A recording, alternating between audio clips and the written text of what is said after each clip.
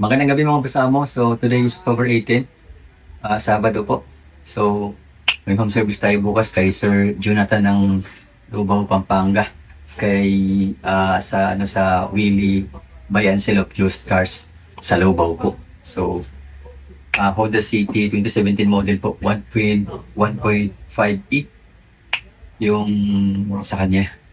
So see you po bukas Sir Jonathan.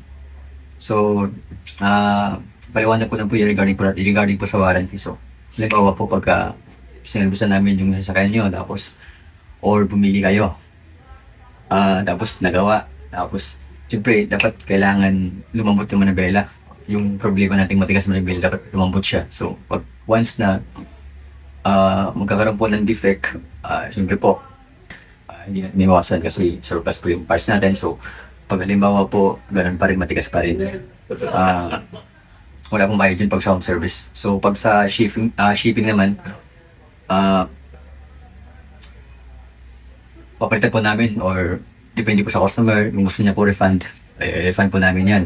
So yun po yung namin regarding po sa warranty. So yun lamang po. Salamat.